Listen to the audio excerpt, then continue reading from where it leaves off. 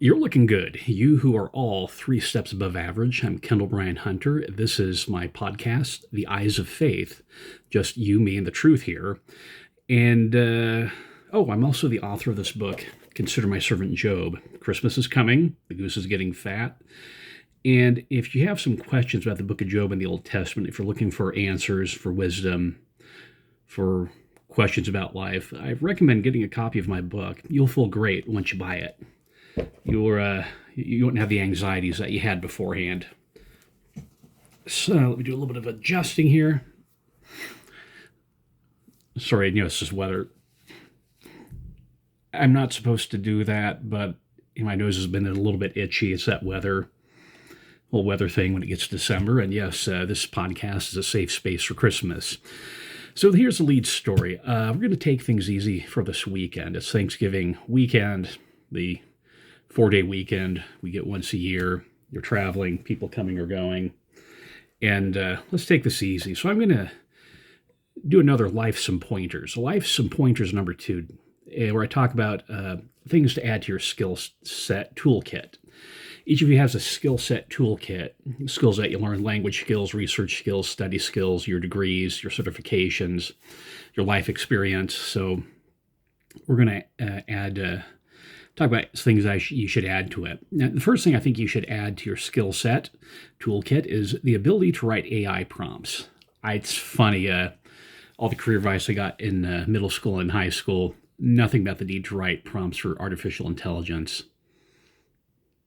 So one of the key things is asking the right question so you get the right answer. Joseph Smith said, if we start right, it's easy to go right all the time. But if we start wrong, we may go wrong. It'll be a hard matter to get right.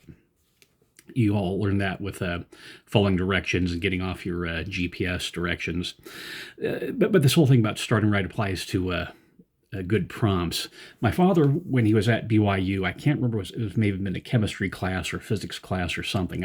He mentioned this once in family home evening, and this would be around 1961. And his professor said, look, we're not going to work about solving problems because in the future you'll just have computers doing it. What I'm going to teach you to do is make sure that you can set up a problem so you can input it into the computer. So where that professor was really earned his PhD dollar for teaching that. Right now, you just get your phone off and, ask it complex questions. It'll do all the math itself. And it's a computer, so it's designed to do math. Some of the technical stuff, like meaning of life, that's a little bit different, but math, coding, fairly straightforward. When you're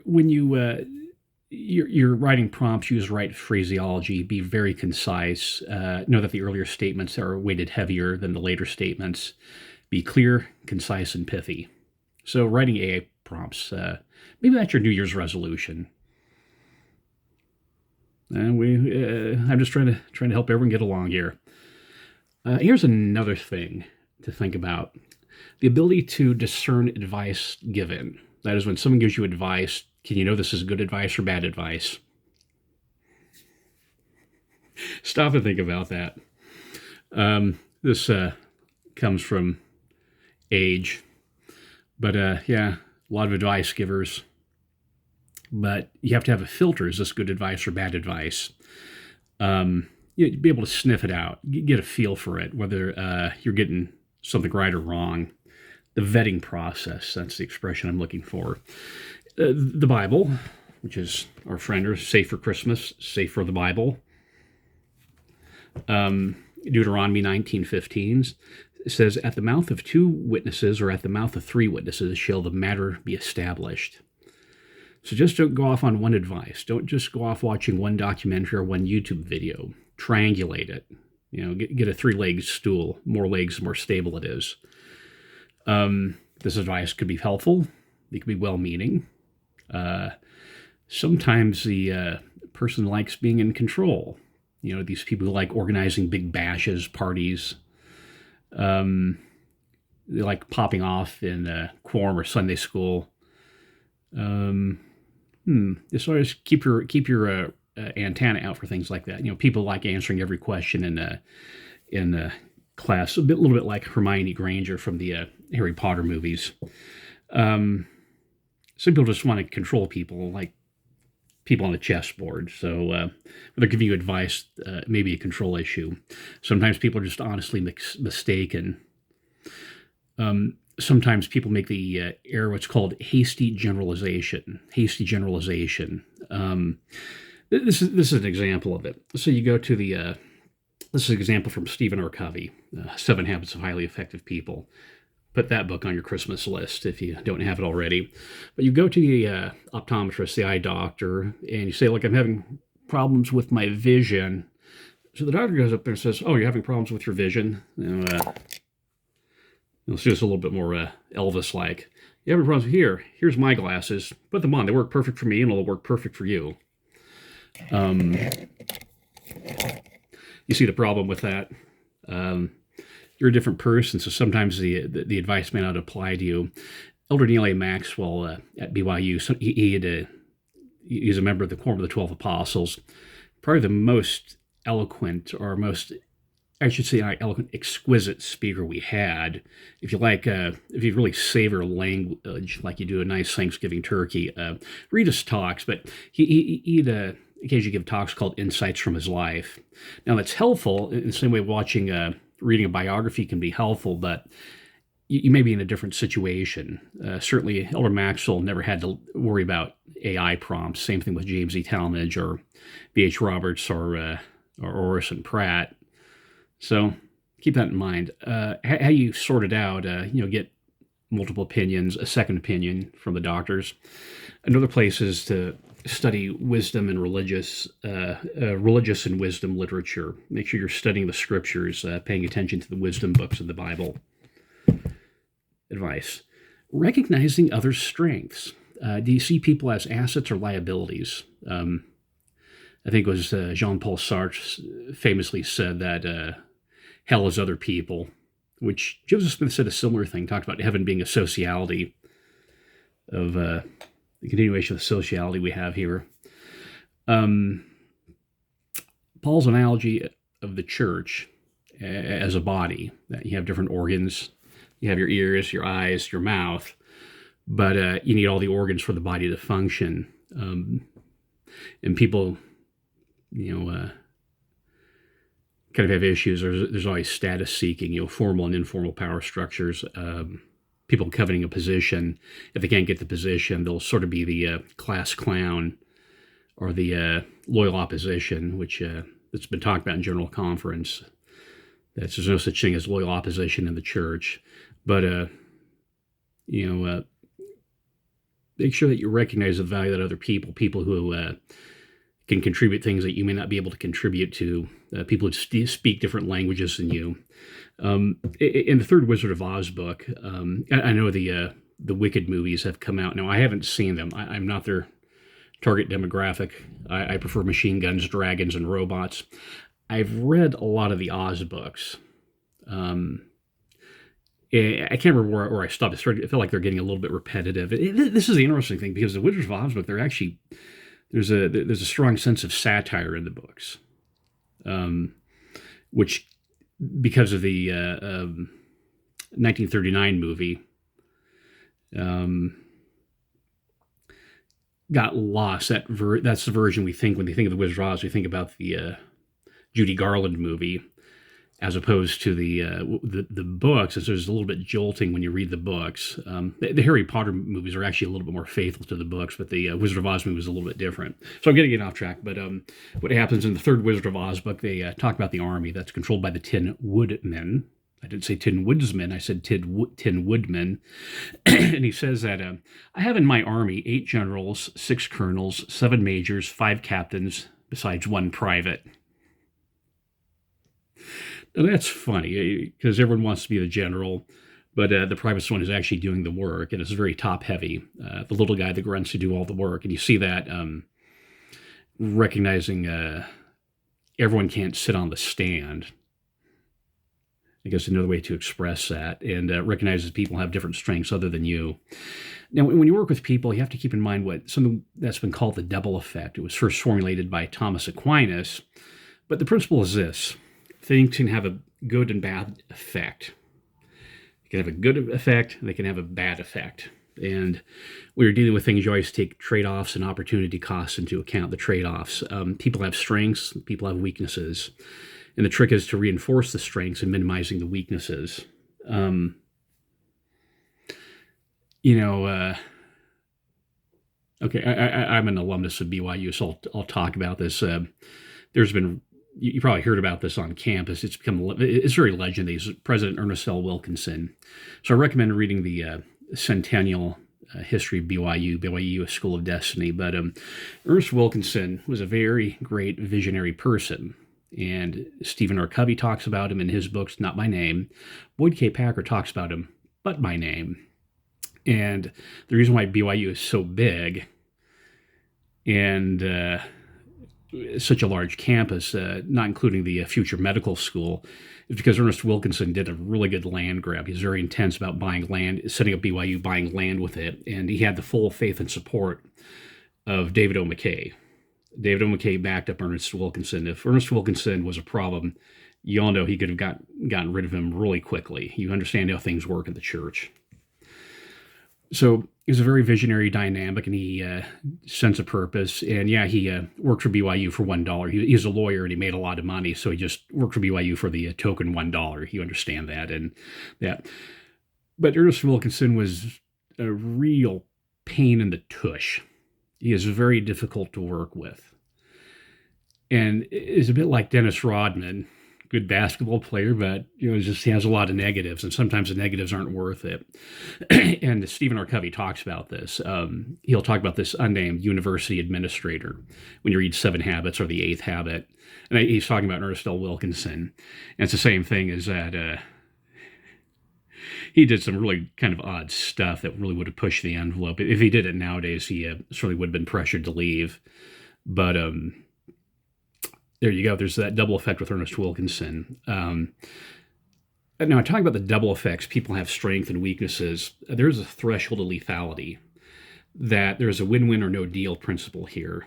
That sometimes people's bad effects, their bad outweighs the good, the benefit you're getting from them. And you see that in the case of a divorce. Admittedly, sometimes there's situational realities that you have to work with, but keep that in mind, the double effect, and recognize other people's differences. My way or the highway. I think President Nelson talked about that once in conference. Here's another thing: wisdom to resolve dilemmas. Add this skill to your toolkit. How do you make difficult choices? One way to frame it is that you have the principle of knowledge and you have the principle of wisdom, these two categories, knowledge and wisdom. Now, knowledge, that's the bare facts. That's the letter of the law. That's justice. Wisdom is superior to that, a superior use of the facts, the spirit of the law, mercy. Sometimes something that fails with knowledge succeeds with wisdom.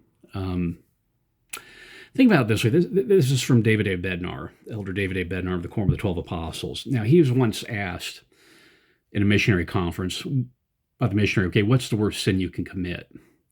Now, someone asked me that. The first question I'd ask, why are you asking this question? Why are you asking this question? But he didn't answer that, but that'd be a good follow-up. But here it is.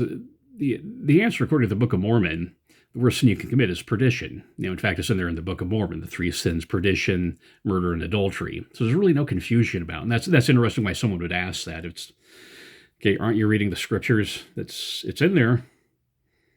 Do you like read the scriptures, compartmentalize it, and just focus on what the podcasters spoon feed you? Touche, self-referential there. So that missionary asked Elder Bednar, what's the worst sin you can commit?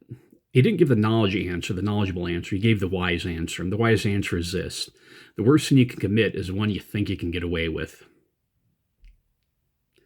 Now, you understand, those are two very different answers. They're different answers. I'm not going to say they're mutually exclusive. They're very different answers, but they're both saying the same thing. Same thing, and the wiser one's a little bit more effective, especially for a missionary in that context. That's how you answer it with a missionary. You live I serve a mission in Portugal. Yeah, you're young, single, living in Europe. unsupervised. I have to say is thankful for the sister missionaries. They're good examples to me. Sister Granger, Sister Olson, Sister Seal, Sister Turner, Sister Holsinger. You're all really, when we were there in Portugal, you're a really good example to me. Thank you. So related to that, difficult choices, another skill to have is to compromise on non-essentials. Compromise on non-essentials. Now, I didn't say compromise on everything. I put a boundary condition on it. Compromise on non-essentials. Now, we have a mixed attitude towards compromise. We see it as being negative, a sellout, flip-flopper. And you see that going on. There's people who just suddenly change their mind or cave to pressure or sell it on their essential principles to get something. However, compromise isn't necessarily a bad word. In U.S. history, we have something called the Great Compromise at the Constitutional Convention. So what was going on? Well, let me get this here. This is a copy of my, you can see it says Declaration of Independence and Constitution of America from the American Legion. So there's an address on the bottom. Talk to them, get your copy of it. And this is, I read this once a year on July 4th. But what was going on at the Constitutional Convention, there was this stalemate with the legislature. James Madison said he wanted to have a Senate and a House of Representatives, an assembly, the Senate and the House of Representatives, both popular. And the Virginia's was a larger state. Now I'm from California, so yeah, talk about how big your states are. But yeah, you look at 3 states, Oregon, Washington, California, and then 13. So Virginia was a large state, and James Madison said, okay, let's make the Senate and the House both popular. So different duties, but both popular. And the smaller states said, no, wait a second. That's a problem. We need to base it proportionally. So yeah, have it. So they knew they're going to get run over by the new government, the smaller states, New Jersey, Rhode Island, New England, Massachusetts, when they're a little bit smaller. But the Great Compromise is something that we look on as a valuable in history, and it's a good historical lesson for people. So I said compromise on non-essentials, and you have to understand the difference between an essential and a non-essential. You have such things that are permanent essentials, something that are just there, they're non-negotiable. What lawyers call malum in se. In church is what we call doctrine. Then you have permanent non-essentials, malum prohibitum from the lawyers, something that's just a prohibited bad. And in the church, we talk about policy, difference between doctrine and policy, a permanent essential and a non-essential. And sometimes you have a third category, which are situational essentials and situational non-essentials. Example that when you're driving your car, normally it cruises along fine, but once you get a flat, the whole what's an essential, what's a non-essential changes once that flat happens. That had a good common sense experience, so a good common sense example. So go back to the Great Compromise. You had the New Jersey, if they accept the government this way, they just get stomped on the smaller states, the northern states. The larger ones, more the plantation-driven economies. They do that, and Virginia would dominate this.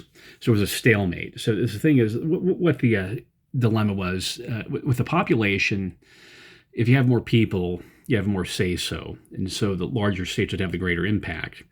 But with the what was called the New Jersey plan, so you have the Virginia plan, the New Jersey plan. The New Jersey plan, that would put states on an equal footing since they're all peers. Because you remember before they formed the federal government, they're each in an independent country. So you had the independent country, you had the Continental Congress and the Articles of Confederation, and they're seen as countries or semi-autonomous countries. And so the dilemma is fairness versus equality. Is it fair to give smaller states a larger voice than their population would allow? so, majority rules, and so the states felt this was unfair. So should they be? Would it be fair to do things that way, or would it be equal? So with the New Jersey plan, you have equal proportion. Now it's interesting. There's a good counter move. If the Virginia plan went through, you just have a permanent voting block, something like the small state caucus. The Congress has all these caucuses. So you have these interest groups there. You could form that as a counter move. But what happened is they came up with what's called the Connecticut Plan, the Great Compromise. So they made the Senate, which is more the elitist house, that would be equal. So it satisfy the smaller states, since it's just 2 per state. And then the House of Representatives you'd be based by population. So it's interesting. You take, like I said, I'm from California. So California and Rhode Island both have equal representation of the Senate, but that gets taken care of in the House of Representatives, where California just dominates everything. And by doing things this way, they're able to say, okay, look, we don't need to have, we can do both. We can sacrifice one house to the other side to get what we want. So the small states sacrifice the House of Representatives, or a version of Parliament, and then the Virginians, larger states, sacrifice the Senate, and we got the system we have right now. So both made sacrifice, both made it work. Now I'm under no delusion, no illusions, delusions, rosy things. The Constitutional Convention was a hockey fight, but they made it work. So this discussion for the past 20 minutes has been leading up to something. It's the ability to think in terms of principles. People base decisions on social pressure, peer pressure, base things on feeling. But if you want to be a very strong person, a courageous and heroic person, 3 steps above average, as I say, start basing things based on principles. It's a higher level of thinking. Now, what's a principle? Elder Richard G. Scott of the Quorum of 12 Apostles said this: principles are concentrated truth, packaged for application to a wide variety of circumstance. A true principle makes decisions clear even under the most confusing and compelling circumstances. So principles makes decisions very clear.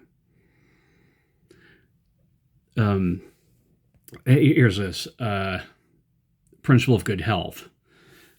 If you have the principle of good health, then no, you will not eat that cheeseburger a la mode. Very easy decision. See that? You can think of other ones. Word of wisdom, there's another one, paying tithing. And once you have that principle in there, you just don't have to make the decision. It takes care of itself. Elder Scott added, search for principles. Now, feelings and relationships are good, but principles too, add principles to that. And then he cautioned us. He said, carefully separate them from the detail used to explain them. Have you ever tried to explain something and a person just wasn't getting it, so you came up with an analogy, and that just made things worse? No, it's never happened to me. So there you go, principles. Think about that. And like I said, you have essentials and non-essentials. You have fundamental principles. Those are basic things of reality, metaphysics, the natural laws. And then, or a law, I should say, the principle of law. Then you have situational principles. These are instances of the basics. You have the special science. You have the principle of law. Then you have the laws of chemistry, laws of physics. And this is also associated with positive law. So you have the principle of law. Then you have the 2 types of law, the special science, the laws of nature. Then you have the positive, which is our statutes and constitutions. I mean, for example, the United States, we have a Congress, but in other countries they run like a parliamentary system. I still puzzle me with Japan. America conquered it. They didn't set up a system. They did it with the Japanese. We call it diet. The only Japanese diet I like is sushi. But there's different ways to do things. You don't necessarily have to have an American system. Parliamentary system works for smaller countries. So there you go. Here's an example from the late President Russell M. Nelson. This is in Chapter 11 of his manual. So it's on your phone right now. When you go to the books, look up the Russell M. Nelson, Teachings of Russell M. Nelson. This is from Chapter 11. And he talked about when he was in medical school. And he told back early on, for some reason, I had this idea that you couldn't touch the heart because that'd stop and you'd be guilty of malpractice and etc. And President Nelson said this. He said that he had this. This is his thought process. He said, first he understood from doctrine, so wisdom literature. He is studying the scriptures to make these medical breakthroughs. Think about that. Scriptures for medical breakthroughs. He said that all blessings are predicated upon obedience to law. Doctrine and Covenants 130, verse 21. And second, that to every kingdom there's a law given. Section 88, verse 38. President Nelson said, well, I reasoned that if every kingdom had a law, there must be laws that govern the beating heart. The scientific laws as opposed to positive law. I was determined to discover those laws and to obey them. By doing so, blessings would come and lives could be saved. In medical school, I'd been taught that if one touched the beating heart, it would stop beating. However, one of the first laws we discovered in the lab was that we could touch the heart of an animal without losing its heartbeat. That's funny today. We have PET scans and MRIs, but back then it was it's kind of funny. It's like, well, just take like a guinea pig or a chimpanzee and then touch its heart to see if it just keeps beating. I am aware of the sacrifice the animal is making, but think about the lives that animal saved, and in the resurrection, we can thank the animal. The finding opened, they said, touching the animal without losing its heartbeat. The finding opened the door later to uncovering another law that made more complex open heart operations possible. We learned that if we added potassium chloride to blood flowing into the coronary arteries, thereby altering the normal sodium-potassium ratio, the heart would stop beating instantly. Then when we nourished the heart with the blood that had a normal sodium-potassium ratio, the heart would spring back to its normal beating pattern. Literally, we could turn the heart off long enough to repair it and turn it back on again. Decades later, I explained this to a group of medical students. One prominent professor, like these ossified old school guys, he said, one prominent professor asked, but what if it doesn't work? My answer, it always works because it's based on divine law. How many times do you have to stick your finger into the socket to realize that you don't do that? You do it once, you learn. My brother belonged to sort of this club, and their initiation, what it was is to take a 9-volt battery and put it on your tongue. You don't have to do that to know that's not a good idea. It's not what won't kill you. It'll be a quite shocking experience. Here, like I said, let's go back to this. This was unprofessional, but most people are probably tuned out by now, so there you go. Fundamental principle, the idea of natural law, the situational principle, biochemistry, the potassium and sodium mix. And they're able to understand, you have the metaphysical thing of law and said, okay, what exactly are the specific laws? And think about how that applies to your life. What's your area of study? I once home taught a girl who was getting a degree in, I think it was a Bachelor of Fine Arts, was in dancing. And one of the interesting things, they have a way to record dancing. It's those footprints, but they actually have a system of recording the dance moves, choreographing, which I thought was actually interesting. For example, we all know how to read. That's one language. Mathematics, there's another way. Music has a different notation system with the staff, and then the letters on there. And they have one for dancing, for recording this stuff. That was actually interesting. It was a good visit. Like I said, that was just one visit. Here I am years later talking about that son of a gun. So study the principles, study the law in your area. What are the laws and principles behind becoming a good student, for financial management, for being a good member of the ward, being a good spouse? You have the hard and soft scientist. Rutherford, he's a scientist from New Zealand, said that basically science is just two things, physics and stamp collecting. So physics, that'd be like chemistry and physics, biology. And you have stamp collecting, which is paleontology or zoology. When you have confusion from religion and science, or with among scientists, different branches of science, go back to the fundamental principles and the situational principles. Go back there with knowledge and wisdom. See if you can resolve the problems. So I'm not going to make it. We're under a half an hour, But that's the passing scene, seen with the eyes of faith.